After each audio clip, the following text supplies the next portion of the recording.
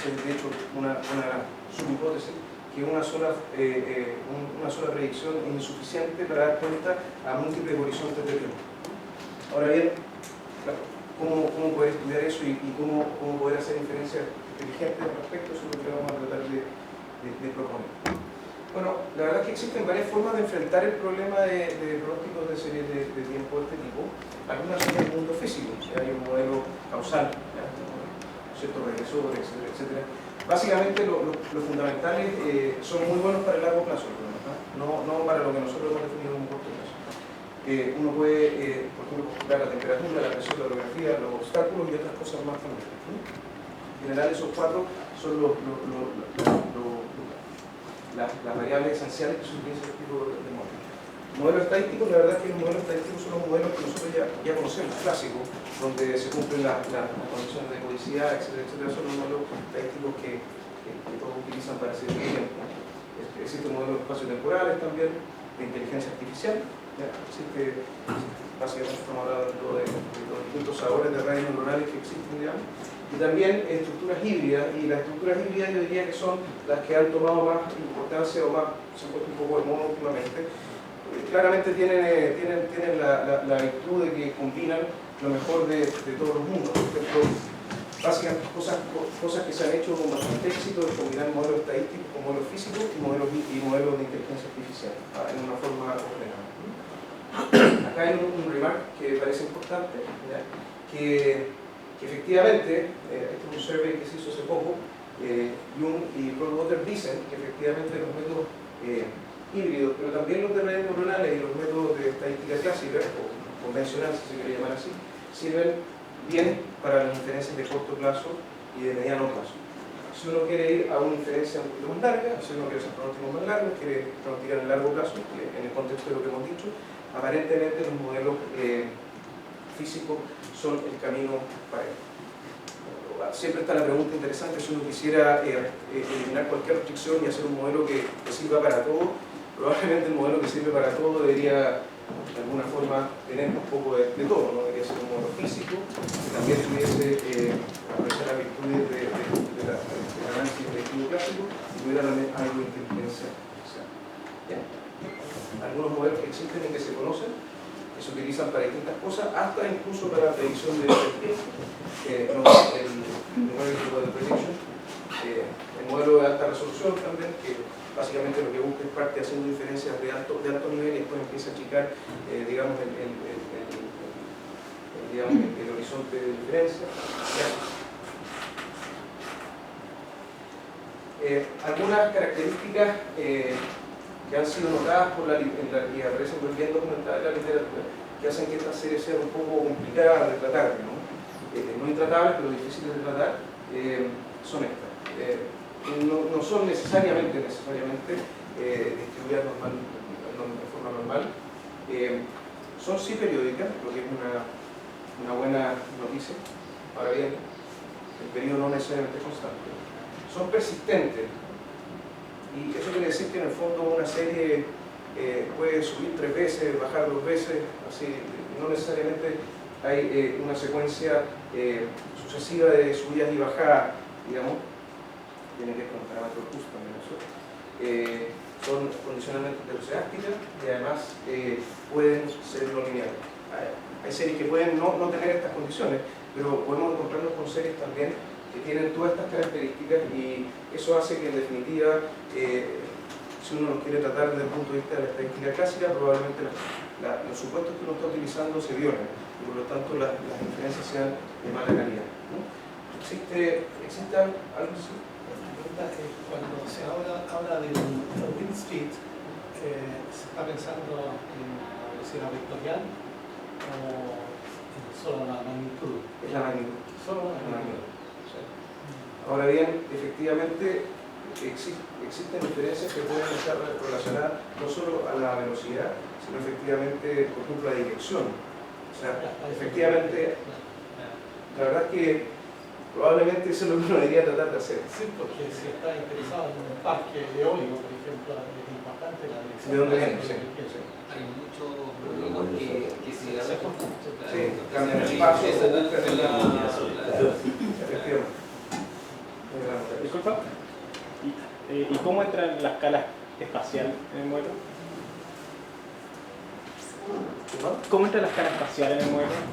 En lo que estamos estudiando nosotros. No, básicamente nosotros estamos aprendiendo de lo más simple. Estás en un punto y tienes una serie de tiempo en ese punto. Y sobre eso vamos a estudiar.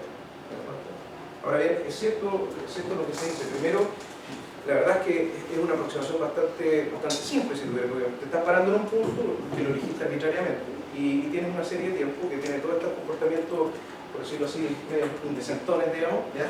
Y quieres decir cosas respecto de eso, y básicamente lo que estoy viendo es la magnitud de la velocidad en ese punto, efectivamente. Pero uno podría preguntarse, bueno, ¿qué pasa si es que estoy efectivamente en un mapa, ¿ya? Y quiero saber qué pasa si me muevo un delta hacia la izquierda, un delta hacia adelante, efectivamente, o qué pasa si quiero saber de dónde viene el viento? Efectivamente son preguntas muy razonables y que uno debería hacerse. Navegante es importante. ¿Cómo? Para los navegantes es importante. Es fundamental. Es fundamental, sí, efectivamente. ¿Por qué es importante esa A, non-normally distributed? Porque perdón. Porque en realidad, yo me preguntaría al revés, ¿por qué podríamos esperar que fuera normalmente? Es cierto, es simplemente por el tratamiento del error, digamos. Porque uno hace cierto supuesto de que el error es distribuido normal, mu,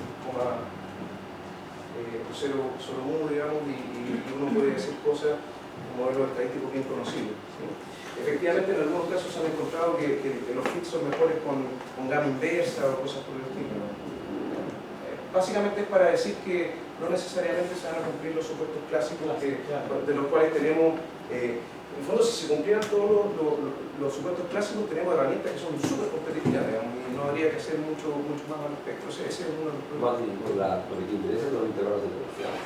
Además. Y eso es importante. Si quieres trabajar con un modelo estadístico que permite intervalos de confianza. Sí, lo que dice el profesor es verdad. O sea, probablemente si nosotros queremos hacer después intervalos de confianza, vamos a tener que recurrir a otras metodologías, como por ejemplo intervalos de confianza bootstrap. Vamos a tener que probablemente simular, ¿ya? Eso es cierto, es un punto sumamente relevante, ¿no? Y importante para poder cumplir con la ley, para poder cumplir con el error, para poder decir que no estoy acotando porque tengo un cierto nivel de confianza y diferencia que estoy haciendo. Y es la única variable, ¿cierto? No tenemos, por ejemplo, otra serie de tiempo hermana con el tiempo, con la temperatura. Que sí, de hecho, lo vamos a ver. Bueno, pero es una buena pregunta. Más adelante vamos a ver cuál es la propuesta, y la verdad es que parece ser que si tú quieres hacer un buen modelo, tienes que necesariamente contar con regresores externos, ¿ya? O sea, tienes que tener información exógena, ¿va? Parece ser que solamente con información de hace tiempo y el pasado es insuficiente, ¿te das cuenta? Sobre todo si de repente los comportamientos son no lineales, ¿te das cuenta? Entonces, es muy relevante ahora bien, ¿cuál es? La literatura dice que temperatura y presión son los dos más adecuados. Un poco la pregunta tuya y del profesor, si uno dice ya, pero quiero saber cómo es la radiografía. Parece ser que ahí ya empieza a aparecer el concepto espacial en forma más patente, o sea, no tengo claro cómo se podría representar aún, pero es posible que sea importante. Sí, Santiago es fundamental, porque la orografía es la que tanto. ¿Qué significa persistente? Persistente básicamente es una característica de la serie de tiempo. Hay tres tipos de serie, o sea, es una clasificación de serie. Persistente, antipersistente y el random walk, ¿ya? Básicamente las series de tiempo persistentes tienen un parámetro de recurso, siempre me equivoco, creo que es mayor que 0,1, o sea, mayor que 0,5. Eso quiere decir que básicamente uno puede esperar que después de un aumento en la serie venga otro aumento y después otro más. Es decir, no necesariamente, y las series antipersistentes al contrario, lo que hacen es, tienen un aumento seguido de un decremento, un aumento seguido de un decremento. Entonces tienen una forma oscilatoria bastante marcada, que claramente tiene ventajas, o puede tener ventajas a la hora de modelar. Que la serie, podría teóricamente una serie persistente irse al infinito y bueno, ahí no hay mucho que hacer. Eso es, en ese sentido sí se persiste. Solo para fijar el contexto del problema. Aquí están en campos eólicos en los cuales los molinos están fijos, digamos, en ciertos lugares, todo un arreglo, digamos así, estático. Se usa que se trabaje con arreglos dinámicos de molinos, eso está en el estado de arte. ¿Cómo son los sistemas dinámicos de molino? Podrías mover la posición con un grado de libertad de tu campo eólico, que pudieras mover, tener una especie de línea, digamos. La verdad es que no lo he visto, ¿no? Pero Incluso en radio es normal, se usa así, las antenas son reconfigurables. no lo he visto. Pero podría ser. Ahora bien, el problema de estos bichos es que una vez que quedan hincados, digamos, es como difícil moverlos. Sí, por su peso, ¿no?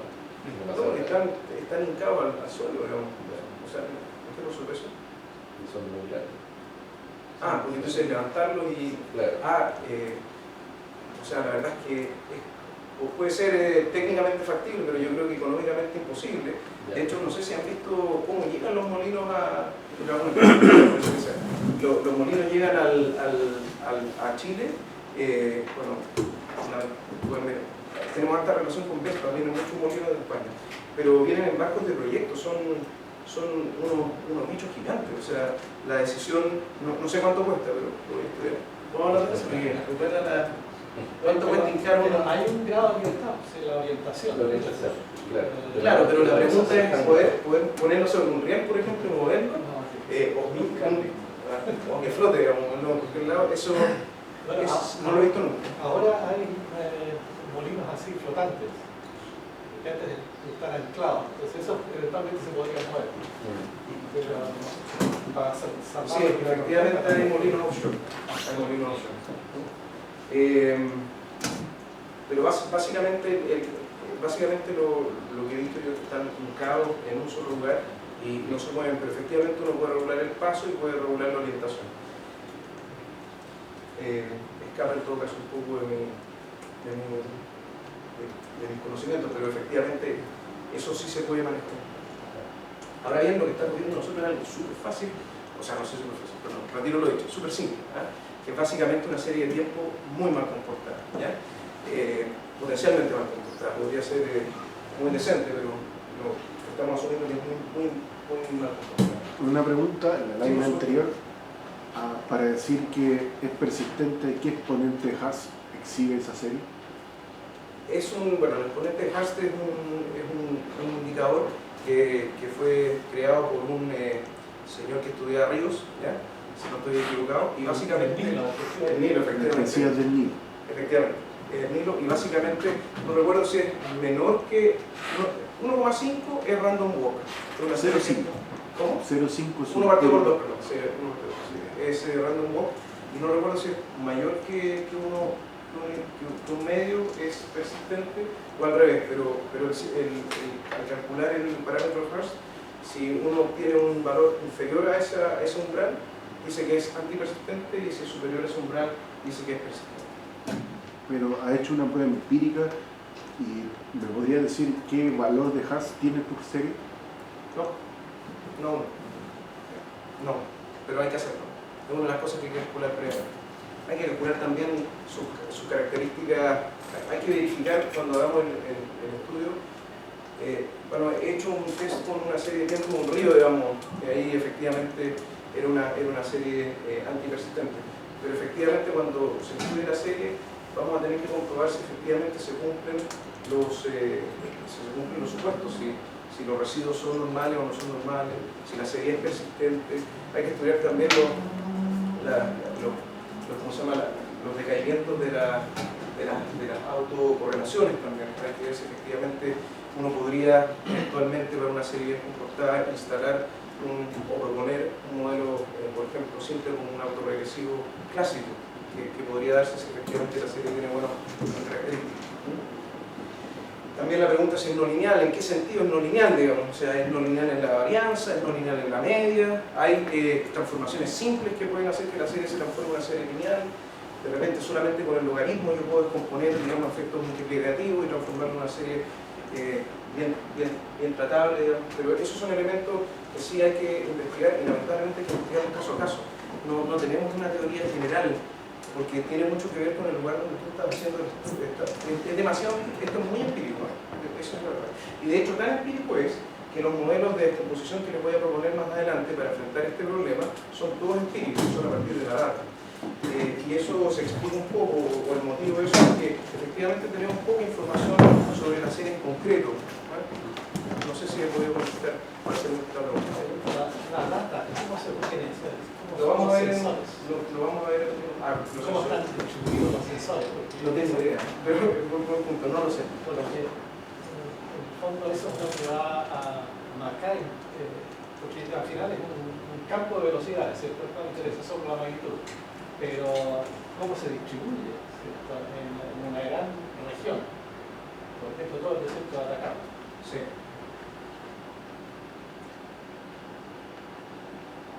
Disculpa. Sí. Y hay alguna resolución del instrumento que tiene, porque por ejemplo, quizás uno se puede perder con puras fluctuaciones propias de la turbulencia, por ejemplo. Porque probablemente usted está más interesado en frecuencias más bajas. ¿Cómo filtra? ¿Hay que filtrar antes la data? O Nosotros proponemos la verdad es que no tengo nada preparado para atribuir error al método de medición, ¿verdad? Pero podría estudiarse eso. o sea, no digo que sea un error, digo que quizás son fluctuaciones que son demasiado chicas para el interés de una...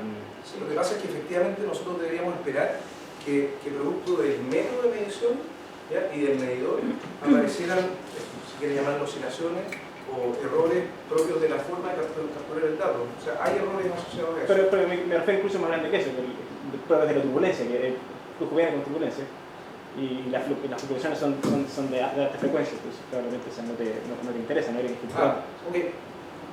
Vamos a proponer un mecanismo no sé si filtrado, pero desaparición de modo de oscilación que puede de alguna forma dar espacio para que lo volvamos a hacer más adelante. Ahí yo creo que el diseño del sensor es fundamental para si produce más o menos turbulencia, por ejemplo. No, o sea, pero el viento viene con turbulencia. No me refiero solamente a la turbulencia que genera el sensor, sino que propia del viento. Propias atmosféricas. Claro.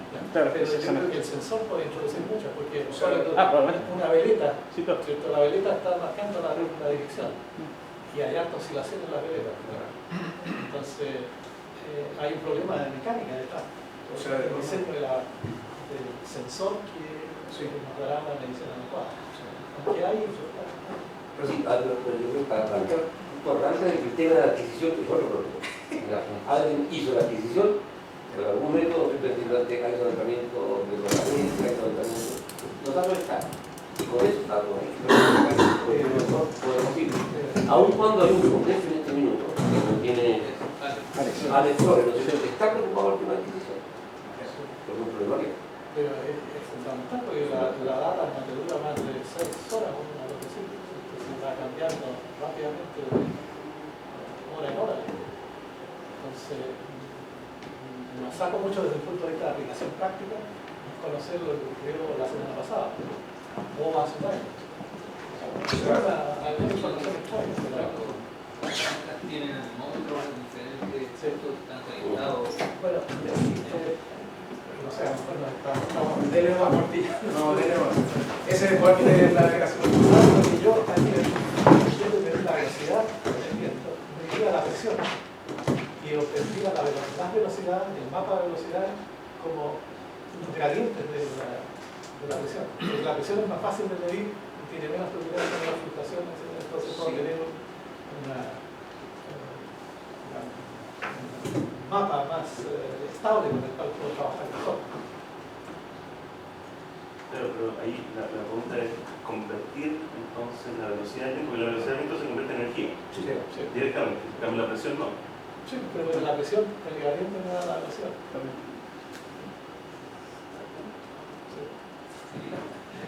Sí, sí, Bueno, puede ser entonces la agregación que sea la gradiente de la presión y no la presión directamente. No la había pensado. Vamos a ver en un minuto más la serie.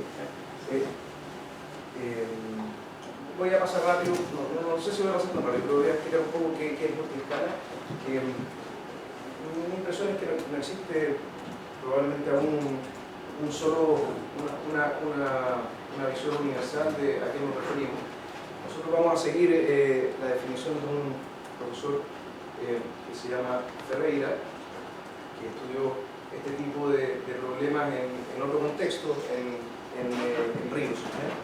Hay harto hecho en este sentido. El río, naturalmente, te interesa saber cuál es la cantidad de caudal que se va a observar en un río en un mes, en un día, en un año, una cantidad de años importante, y adicionalmente existen fenómenos climatológicos que son por naturaleza a multiescala. Por ejemplo, el Niño que llega cada 5 años, o de repente una nevazón, o grandes o lluvias que son estacionales, digamos, etcétera, etcétera. Entonces, claramente un río es un buen laboratorio, una serie de tiempo del caudal del río, o del caudal medio del río, es un buen laboratorio para estudiar este tipo de cosas. ¿Ya? Entonces de ahí hemos sacado estos conceptos. ¿Ya?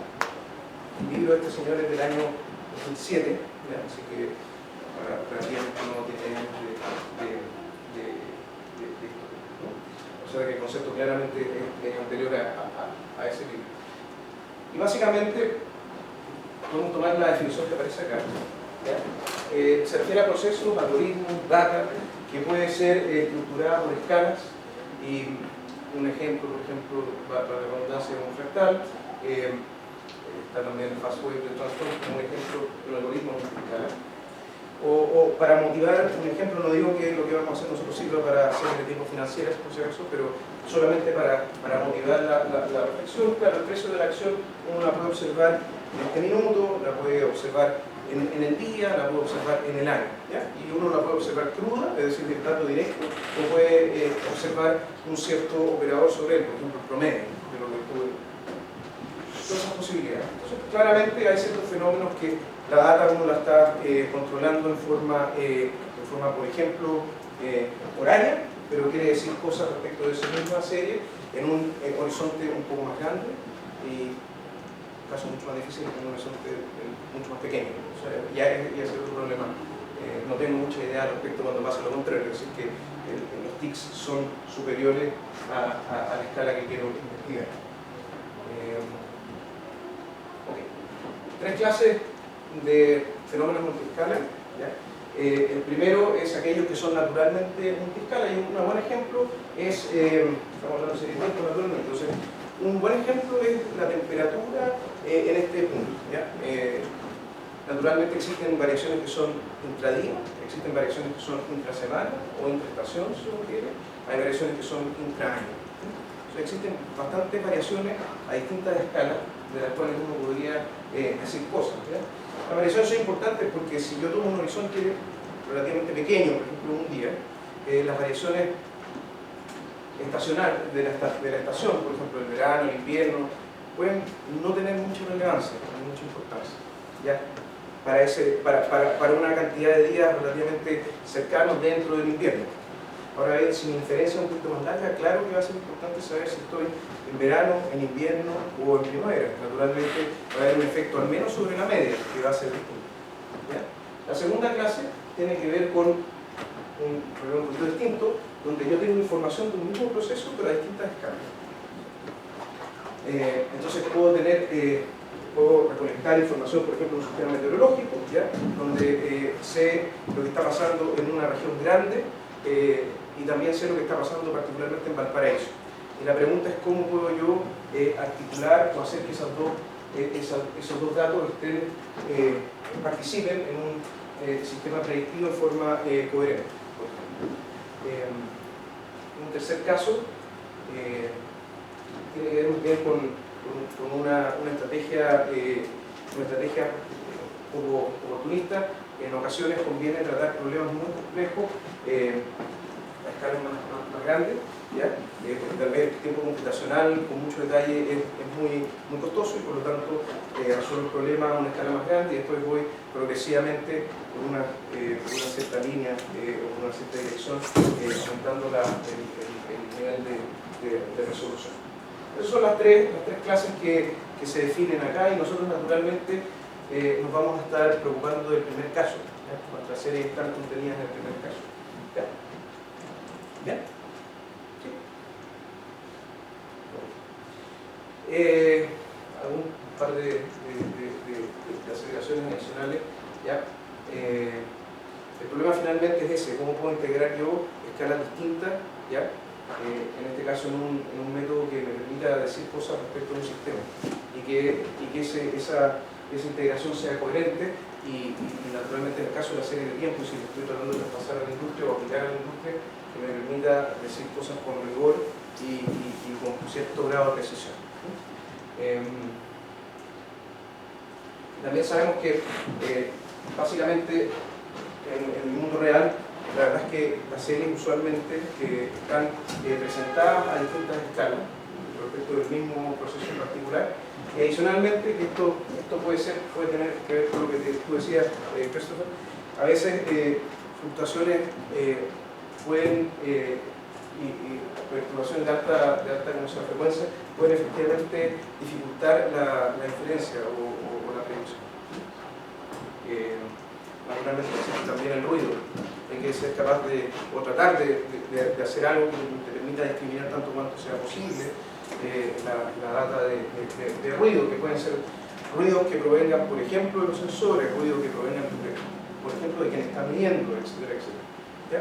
Bueno, esas cosas o esos fenómenos que vemos ahí son fenómenos que nos han acompañado siempre, digamos, y que están siempre presentes en la investigación científica, ¿no? Sobre cuando es empírico.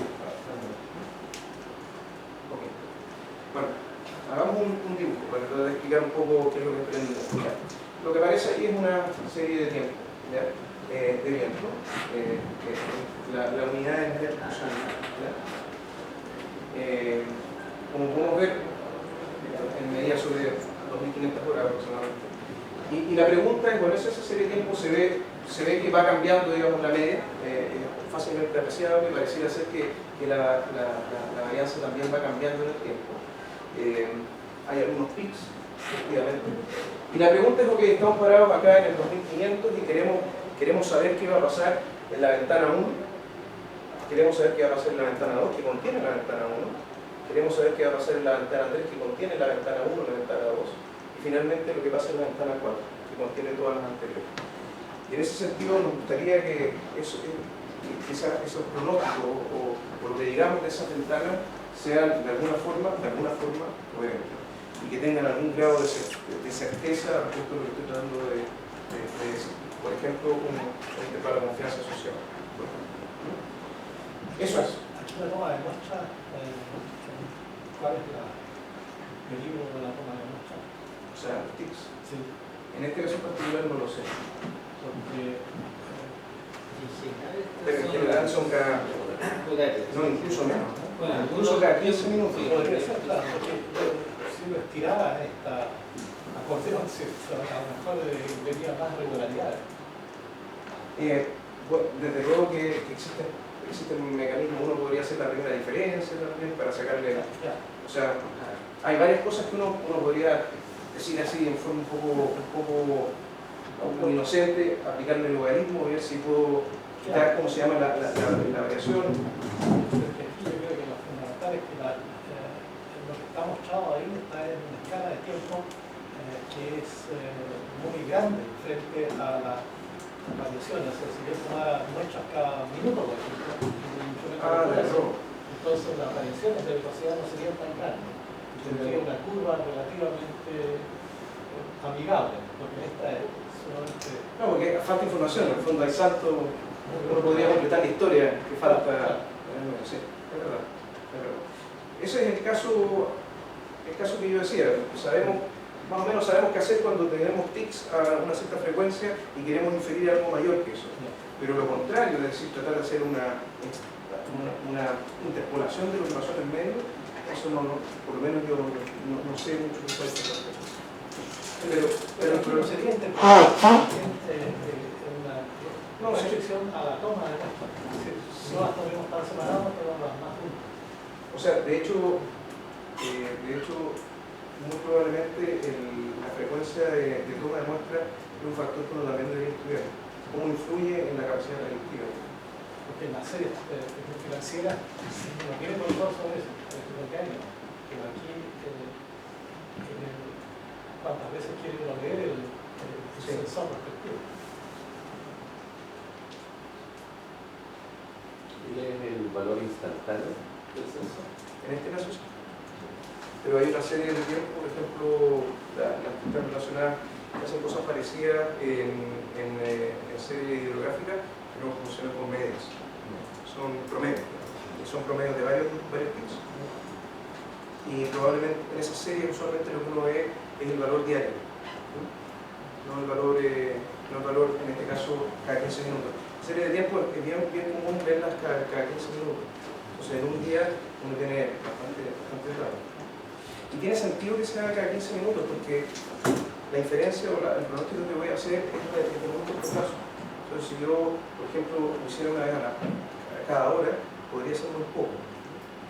Ahora bien, es interesante estudiar cómo cambiar eso, la frecuencia de los tics puede eventualmente empeorar o mejorar la capacidad predictiva. La verdad que es interesante eso. Pero se entendió aproximadamente el problema, ¿verdad? Eso es lo que queremos hacer. Y la pregunta es, bueno, ¿cómo puedo hacer esto? ¿Qué idea se le ocurre a usted para poder enfrentar este problema? ¿Ya? Bueno, en términos generales, queremos estudiar efectivamente series de tiempo, ya lo declaramos, las condiciones ya planteadas, que tienen algunas, o posiblemente pueden tener algunos comportamientos que no son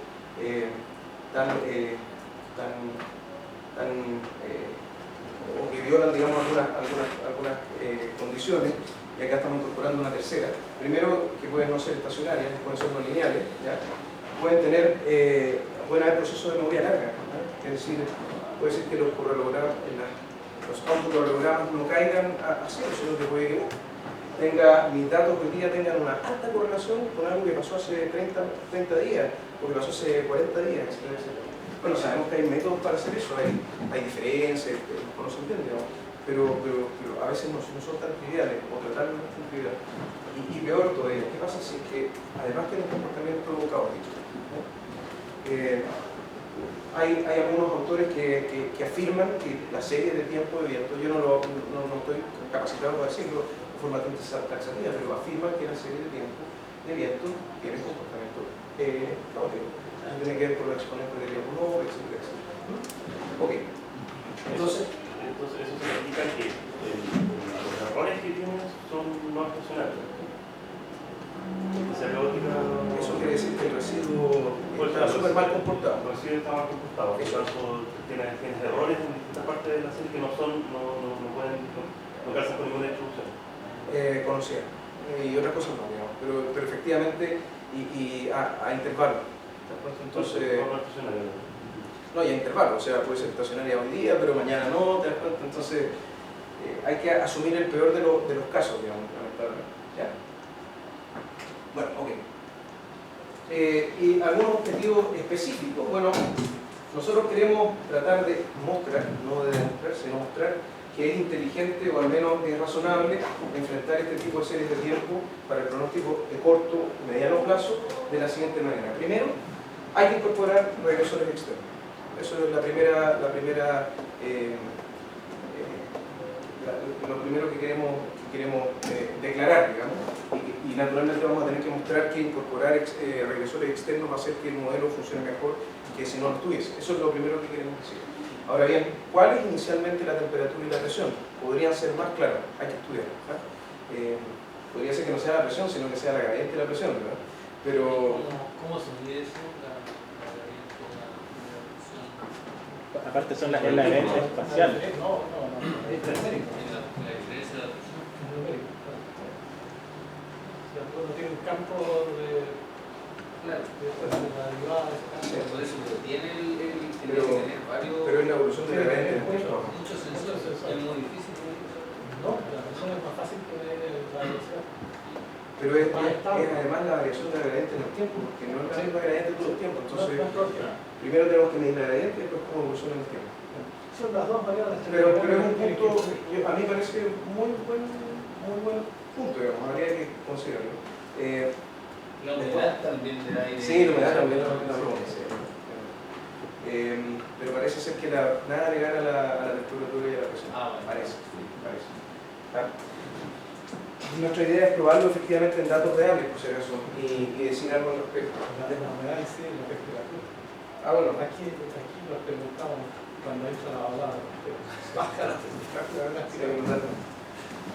Después, este es otro claim que en definitiva, y tiene que ver con lo que tú decías al comienzo, no vas a poder resolver esto con una sola ecuación, con una sola función para hacer la inferencia. Lo más probable es que tengas que crear un sistema de ecuaciones, pero te interesaría que esas ecuaciones estuviesen naturalmente, como las ventanas de tiempo están contenidas, te gustaría que efectivamente hubiese algún grado de coherencia entre sí, que no sean divergentes los resultados que tú obtienes. Bueno, para que sea un buen modelo tiene que naturalmente decirlo, tratar de encontrar la verdad, no debería ser así. ¿Ya? Y el tercer punto es, que tiene que ver un poco con la estrategia que queremos seguir, es que pensamos que el mecanismo es primero tomar la data y hacer descomposiciones modales. O sea, estudiar un poco la data en su dominio de frecuencia. ¿Ya? ¿Cuáles las vamos a ver inmediatamente? Me voy a correr un poquito. Y después ocupar, después ocupar redes de convolución. ¿Ya? La red de convolución, básicamente nos parece que esto es un aporte, porque las redes de convolución generalmente se utilizan para clasificar series, no para hacer pronósticos. A pesar de que existen redes de convolución que hacen pronósticos. La gracia de las redes de convolución es que pueden aprender comportamientos, características, en inglés les dicen features, ya pueden aprender características de la serie o de las imágenes, de la voz, etc. Existe algo que ocupan en Google que se llama Wavelet, que reconoce, digamos, las voces y puede replicar la voz más. Entonces nosotros queremos tratar de enfrentar el problema con este tipo de redes, ¿no? Porque es una intuición, ¿no? Pensamos que esa es la red adecuada. Y naturalmente, antes de eso, quisiéramos descomponer la serie, ¿ya? Y bueno, vamos a ver ahora, vamos a ver cómo la queremos descomponer, pero básicamente la hipótesis es que este tipo de serie, este tipo de inferencia, ¿ya? Puede ser enfrentada en forma competitiva, ¿ya? A través de un ensemble de ecuaciones, ¿ya? Que contengan efectivamente regresores externos, no tener regresores externos es insuficiente. Y cómo se enfrenta o cómo se construyen estas ecuaciones, básicamente, primero descomponiendo la serie y segundo, utilizando redes neuronales para conocer esa función. Esa es la hipótesis de trabajo y eso es lo que vamos a tratar de mostrar. ¿Ya? Competitivo quiere decir que sea parsimonioso, que sea al menos igual de rápido y que lo que existe hoy día. Es importante que estos resultados salgan en tiempo real, porque si lo quiero transferir a la industria necesito poder decir cosas mientras el sistema está vivo, digamos, el mismo día tengo que ser capaz de decir algo. Y también quiere decir competitivo que el error sea no mayor que los sistemas con los que contamos al día de hoy. No, pues la idea es de ayudarte en la presentación. Si me pongo quisquilloso, empiezo a pensar que las redes convolucionales es algo que está muy de moda en este minuto. Y básicamente dijiste que la elegiste porque tenían una corazonada, básicamente, de tal. Y que hace 7 años atrás habían preguntado cualquier conferencia de machine learning que ocupamos acá, probablemente hubieran dicho procesos gaussianos. Probablemente hubiera sido eso lo que. Entonces, o otro, pero puede ser, pero es un ejemplo de una alternativa bastante poderosa por lo menos en el tiempo. Entonces la pregunta es ¿por qué, aparte de una corazonada o que están de moda, por qué elegir redes convolucionales? Es buena pregunta. La verdad verdadera es que en parte hay una intuición, no sé si la intuición es mejor que la corazonada, pero hay una intuición, ¿ya? Las características de esas redes es lo que nos interesa. Aprenden formas, por decirlo así, aprenden características y precisamente lo que nosotros necesitamos hacer es eso. Por eso nos parece que es una buena aproximación. Ahora bien, puede ser que sea débil mi motivación, digamos, pero la verdad es que eso es lo que pensamos, ¿no? Que la característica de cómo está construida y para lo que sirve es precisamente lo que queremos enfrentar con este problema, ¿ya? Claro, la pregunta es ¿por qué no otra? ¿Por qué no otro modelo? Hay una cosa que tiene que ver con lo siguiente. Si tú te fijas en el fondo, lo que está detrás de la escala en prueba de Fichte, Entonces yo, por ejemplo, si quiero trabajar con una serie estacional, aplico un filtro de tipo estacional. Si quiero trabajar con otro tipo de secuencia, o sea, los filtros no pueden cambiar. Y de alguna manera lo que hay detrás de la conclusión son la idea de filtros. Se lo todo y son puestos. Y eso es lo que hace pensar de que probablemente se podría desarrollar más una componente estacional y una componente estacional. Como autocontar los filtros. Claro, sí, eso. Te permite hacer la usada frente a áreas destacadas, digamos, te permite hacer distintos canales y combinar. No era bien la red convolucional, las capas. Sí. Pero uno podría pensar que también se podría modelar como una secuencia de datos, por ejemplo, una red recurrente. Bueno, de hecho, lo han hecho con redes neuronales. Recurrente es lo que se usaba antes. De hecho, eso es lo que se ha hecho en los últimos años, es verdad lo que dice. De hecho, en los últimos años se utilizaba mucho redes neuronales. Pero como dice que también lo capta bien una composición usada. No puede ser cualquier parte va a tener distinta confianza con cada uno de los elementos. Tal vez es muy costoso totalmente, pero la red parece costosa. Entonces, por eso, tal vez lo único que yo pillé ahí como algo muy particular, que supongo que la red convencional no va a ser bastante bien, es el tema de la visión persistente. Sí, Eso que van subiendo y se van. no necesariamente son antipersistentes, efectivamente puede ser que no suban varias veces al día. Pero es un buen plan. Bien, eso es lo que ya, un poquito la estrategia que queremos seguir. Eso es lo que queremos mostrar. Y la estrategia, bueno, el tema de la composición también es importante para nosotros. Se ha hecho, por ejemplo, harto en non-short-term memory networks, digamos, pero sobre la data cruda. El preprocesamiento es algo que todavía tiene harto por ser estudiado antes de alimentar a la red. Y eso es una parte del aporte que queremos hacer, si es que hay aporte finalmente. Al final de la convolucional tú terminas básicamente aprendiendo una red feed forward con lo que aprendió la convolucional y la salida. Al final lo que aprendió la convolucional podría estar conectado a la launcher terminal. ¿A qué cosa? A la launcher terminal. Sí. Como un punto de la convolución.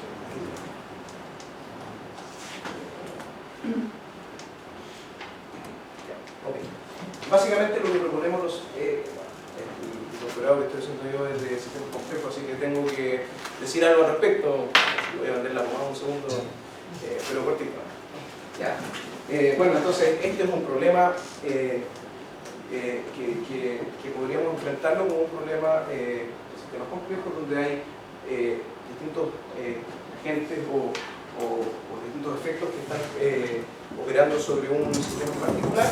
Son distintos, aparecen medio confundidos, no los puedo desagregar. Entonces la pregunta es, bueno, asumamos que esto es un problema complejo en el sentido de que tiene partes simples, ¿ya? Y voy a tratar de descomponer, por lo tanto, este problema complejo en partes simples.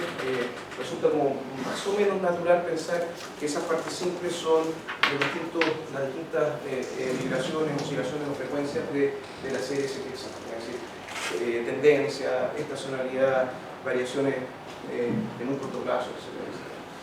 Y utilizar, digamos, este tipo de redes neuronales para caracterizar estas formas, estos features de la básicamente esa es la estrategia que queremos seguir. Bueno, un poquito sobre descomposición, me quedan como esos puntos, ¿no? Voy a tratar de ir un poquito más acelerado. Bueno, básicamente la descomposición de una señal en ladrillos más simples, digamos, es lo que vamos a tratar de hacer. Y nosotros proponemos, al menos en esta fase, al menos utilizar dos descomposiciones. Una que me imagino que la conocen, que es la Empirical Mode Decomposition, que tiene que ver con la descomposición de Hilbert-Quandt, ¿ya? Y la segunda es, un poquito más moderna, es la descomposición de modo dinámico, ¿ya? Que en el fondo es un algoritmo para calcular el operador de Q.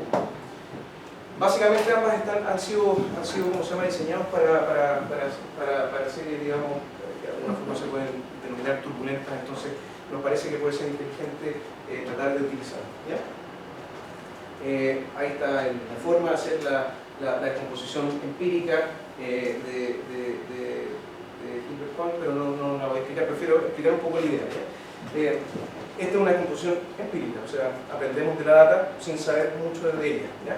La única cosa que le vamos a pedir a la data es que suba y baje, es decir, que tenga algún grado de antipersistencia y ojalá que oscile en torno a una tendencia, no necesariamente tendencia cero, puede tener una gradiente, pero si yo hago una diferencia, por ejemplo, la primera diferencia, quisiera que oscilara. Entonces, básicamente, lo que se hace, se construye la envolvente inferior, la envolvente superior, por los máximos, hacemos raíz cúbico y todo eso, y finalmente yo hago el promedio de eso, y el promedio de eso se lo resto a la data original y obtengo el residuo. Vuelvo a hacer lo mismo con el residuo, y vuelvo a hacer lo mismo con el residuo. Hay algunas condiciones particulares, vuelvo a hacer lo mismo con el residuo y lo vuelvo a hacer, hasta que finalmente lo que obtengo es una serie que no corte el eje. Es decir, solamente una tendencia, ¿ya? Una media, ¿ya? Vamos a ver, se entendió, ¿verdad? Y proponemos aplicarlo primero a eso. Aquí hay un ejemplo que hicimos un tiempo atrás. Este es del río Fraser, ¿ya? En Canadá. Básicamente, la pregunta, bueno, ¿y cómo puedes componer eso? Hagamos la composición empírica y queda eso. Entonces, yo me veo el gráfico, pero acá claramente hay una tendencia, acá hay una especie de estacionalidad larga, ¿no? ¿Verdad? Y aquí empiezan a aparecer los distintos modos de oscilación, con la frecuencia, y vemos que arriba están las frecuencias más rápidas, digamos. Entonces, básicamente lo que uno podría, o lo que esperamos nosotros es partir haciendo el primer filtro, primero para extraer la tendencia, para extraer aquella estacionalidad que dentro de nuestro horizonte de planificación pueda ser computada como tendencia, y finalmente quedarnos con las oscilaciones que son relevantes para para el horizonte que estamos explorando. Eso se está haciendo el esquema de la envolvente superior y la envolvente inferior. Sí.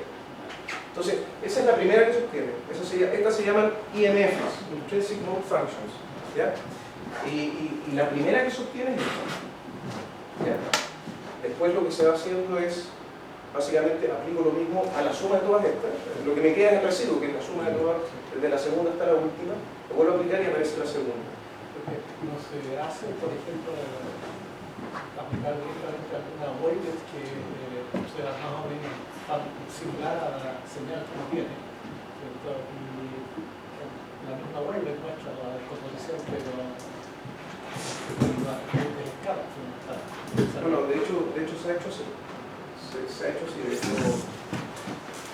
Pero nuestra pregunta es qué pasa si esa wavelet es insuficiente para explicar el... No, hay que examinar todo el diccionario de wavelets que hay. El que puede ser muy grande, puede llegar a ser muy grande, efectivamente.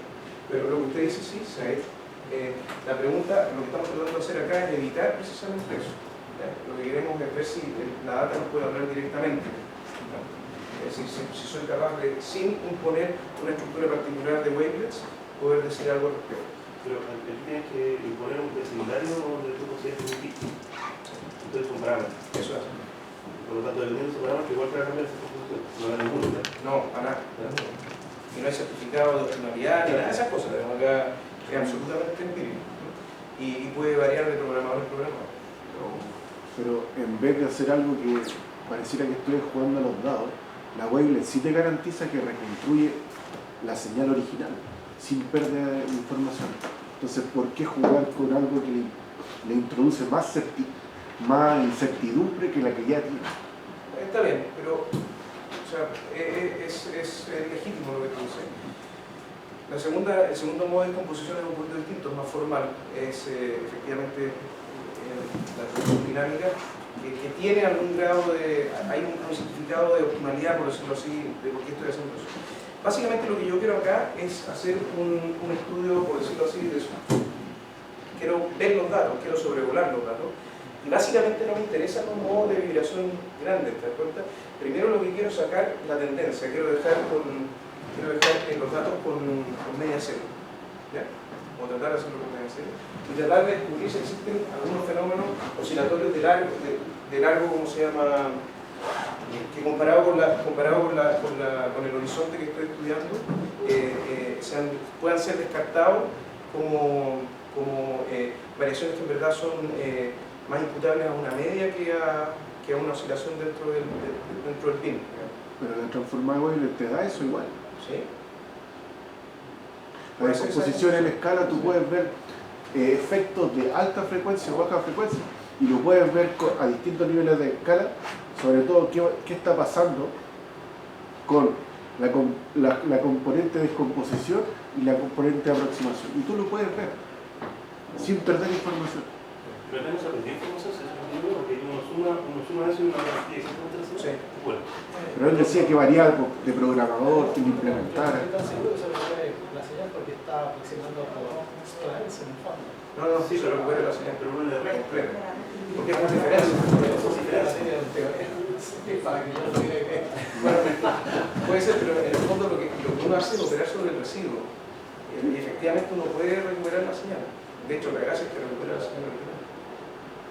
Aún cuando hay cierta relajación en el tipo de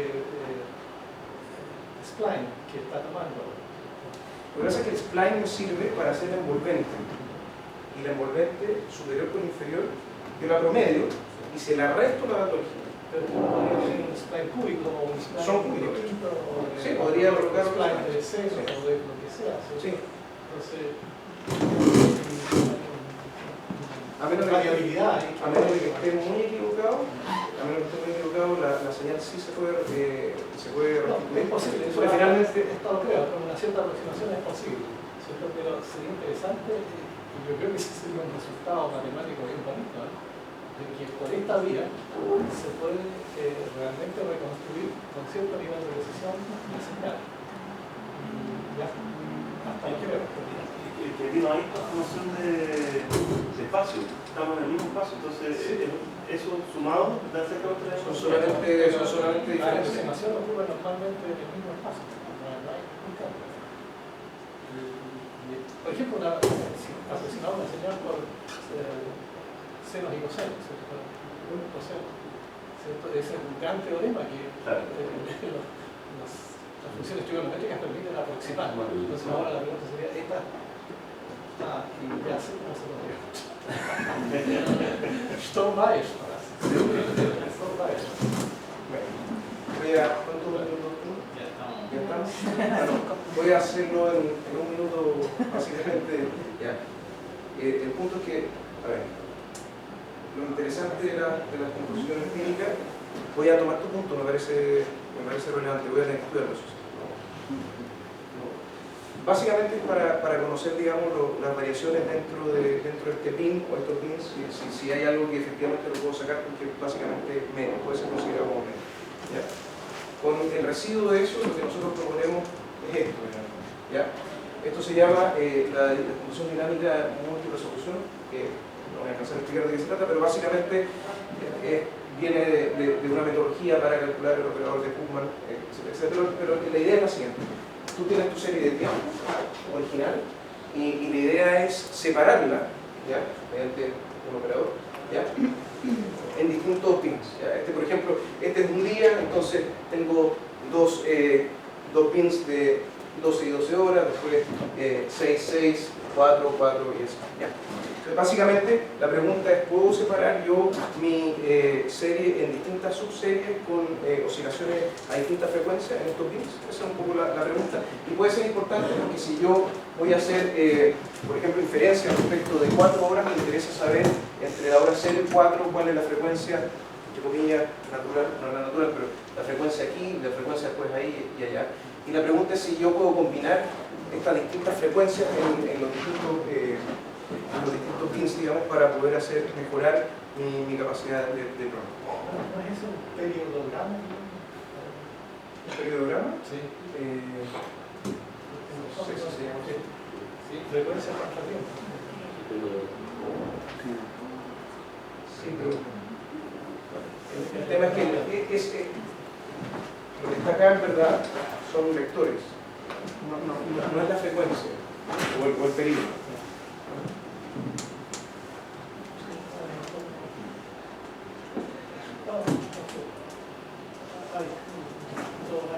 Bueno, voy a sacar un tiempo básicamente, y ese era el esquema que plantea Juli, que a nosotros nos gustaría crear.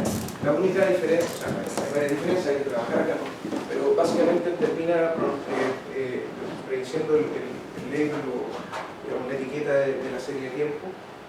Nosotros lo que queremos hacer es inferir el valor en esa serie de tiempo. Las gracias que tiene es que está hecho especializado para multiescala, básicamente por un canal toma la serie original, después por otro canal toma la serie, pero esta vez multifrecuencia, y después multiescala y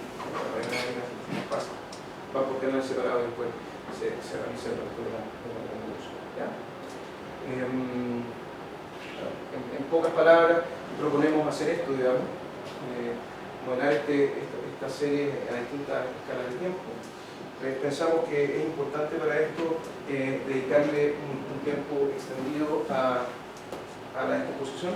De hecho, los papers hoy día están incorporando mucho esto también, digamos, lo que nos da un poco de esperanza de que el camino no está tan equivocado, digamos, que el pre-treatment de la data es importante y mejora significativamente el resultado de los algoritmos, ¿ya? Nos vamos a concentrar en la predicción de corto plazo y además vamos a incorporar regresores externos. Pensamos que la temperatura y la presión a la misma, por esto tenemos que hacer.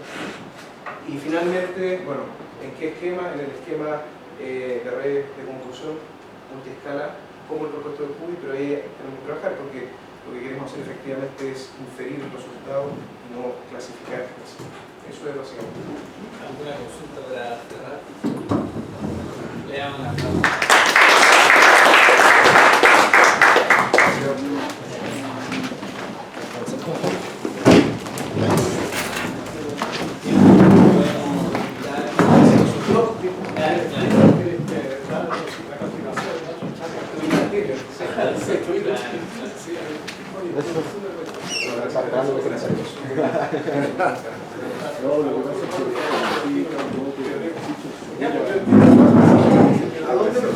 la idea de regularidades por eso cuando yo creo que algo de otra cosa de qué pasa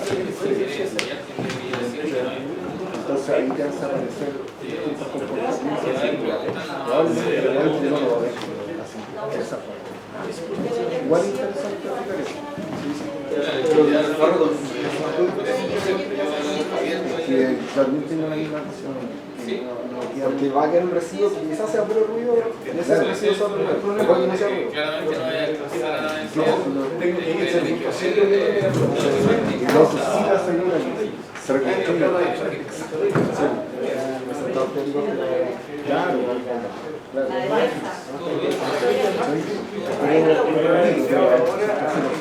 una empresa de mercado y de hecho me acaba de pasar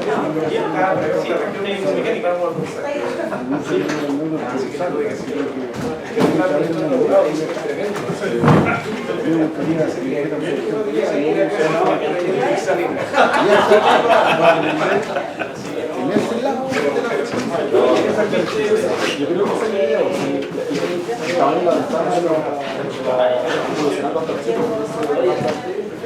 la música resolución va como ya pasando los datos a la red no a no ser que uno vaya también a ventana pero si uno vaya a los datos ahí le baja la ventana Bueno, la idea yo creo es expandir en esta para hacer todo por el lado de frecuencia y por un resultado y por el lado tener parecido a la imagen, tener una localidad para el operador o los mismos operadores, como si fuera una imagen. Pero cuando tú decías estás pensando en discreto. Sí. no, lo que si no es chupar demasiado tiempo No solamente tiempo, sino que no, porque como que tenía discreto en el fondo que